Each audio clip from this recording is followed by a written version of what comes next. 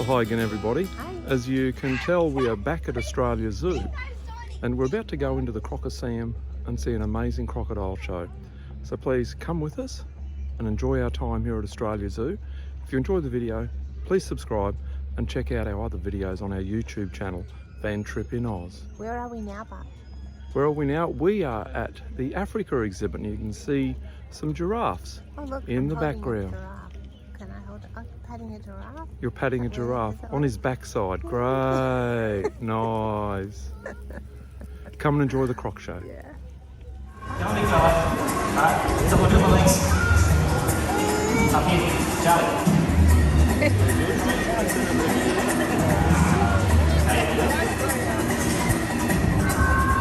Come on, big fella.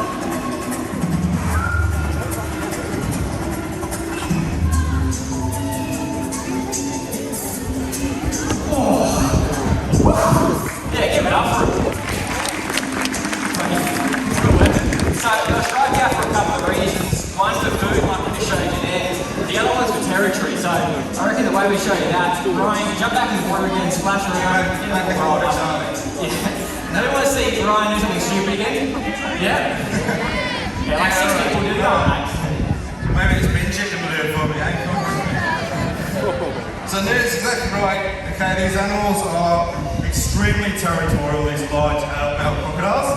They will patrol quite a large stretch of river, protecting their food source and protecting their females. And a large, good-looking male like Charlie would probably have a couple of females hanging around in his territory. And of course, he wants to defend that territory against other crocs and anything else that might become a threat to him and his girlfriends. So that's why he does show some aggression, because he doesn't want to be playing around in his water and he goes for crocodiles in the wild too. Now I get a little bit nervous over here with Charlie. That huge big tail behind him, he can easily hit his back fence with one good whack of that tail. It's extremely powerful. And again, Charlie does some random stuff over here at the creek. Come out slowly. You never really know. Come on, big fella. Thanks for that.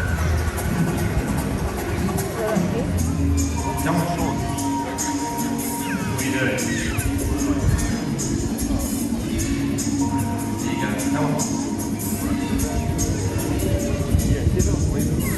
Oh, there you go. Give him a round of applause. How cool is it? So you can see, you can hear that he closed his mouth with some real intent there. You can probably see those huge big teeth that he has in those jaws. They're incredibly strong teeth, but they are really nothing without the amount of jaw pressure this animal possesses. A large adult saltwater crocodile, potentially closing jaw pressure of 3,000 pounds per square inch. That is enough pressure that if he was to grab a kangaroo or a pig on the head, he can kill it with one bite, okay, just with impact alone, and you just heard it then. Now that is a pretty classic way that crocodiles will hunt their food. There is another really cool behaviour that they will display, and I'll get Nero to demonstrate that for us. Yeah, exactly. So he's come out a couple of times for a couple of pieces of food already. He hasn't really put on a good strike yet, but the tail walk is what Charlie is known for. He's known for doing these massive tail walks where he gets his head up and over this tail walk ramp if he really wants to, not over this top bar.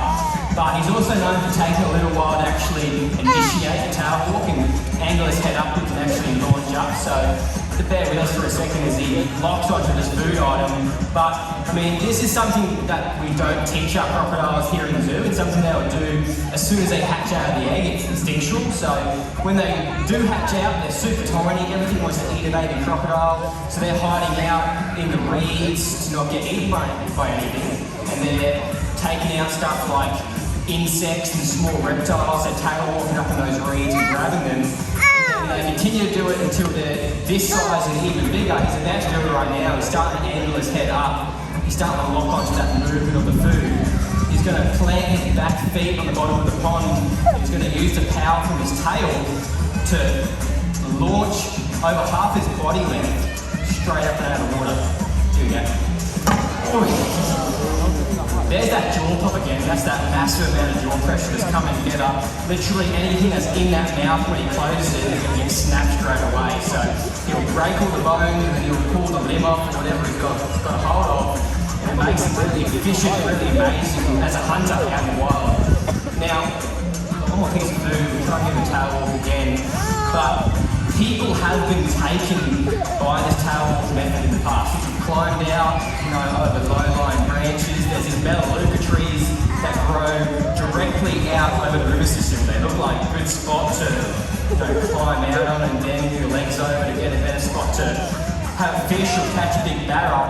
And you don't know that these guys could be waiting there because they're known to wait in the same spot for quite a while. They'll wait animals out and they have the ability to learn and remember. So they will learn where the animal comes out on the branch, what time of day they're coming out, exactly where they're going to set up for that strike. And all of a sudden, instead of a possum coming out or a bird, it's this big person, this big hunk of meat, and they're like, sweet, they're an opportunistic hunter. They're going to take advantage of any food that comes available, especially a big massive piece, and they'll set up beneath you before you even know it. While you're having a fish, all of a sudden, he strikes up, he grabs you by the leg, pulls you into the water, it's all over. So it's something you have to keep in mind when you're up in North Australia around crocodiles. You have to avoid overhanging the water. Yeah, it's pretty good advice. Really should go without saying, but it is easy to forget when you're up there and you're checking out the river, and the river does belong to the crocodile. Now look at this, way he's swimming over now. So quick, no disturbance on the water whatsoever, setting up for a strike. You'd have no idea he's there. And this is where the dynamite come right at the edge of the water. So just come on, put a bit of speed on now. But now he's on land. This is really full pelt for Charlie. Here you go, man. Oh, good on you. Give him a round of applause. Isn't it awesome? Straight back to the water. So you've probably heard that if a crocodile does happen to be chasing you, which is very, very rare, you have to run in big circles, zigzags to get out of the way. It's certainly not the case. You can see now he's on land. He's pretty pooped. Okay, that's a lot of energy it's taken for him to swim around and do those strikes. They're not an animal built for stamina. They're not quick on land. They've got big belly, short stumpy legs. The tail weighs an awful lot. Okay, it's half the length of his body weight. Of course, in the water means he can swim at speeds of 30 kilometers an hour. But look how he moves on land. He has to drag all that weight around. But as soon as he hits the water, he becomes weightless. And of course, it's in the water where these animals have been evolving for 250 million years. And for 200 million years, crocodiles or crocodilians have looked like this. They may have changed in size and shape slightly, but this has been what they look like and what they've been doing. So they are very, very good at it, okay? And this is where, really, you saw how close me and Nero were standing to Charlie just then. He had no interest in chasing us, trying to eat us, because he knows he's got no chance. But as soon as we go in the water, on the edge of the water, splashing around, that's when we start piquing his interest. And this goes for crocodiles in the wild as well. And this is why it is so easy to avoid conflict with these animals in the wild. All you have to do is follow the simple rules we broke today. Don't go too close to the edge of the water.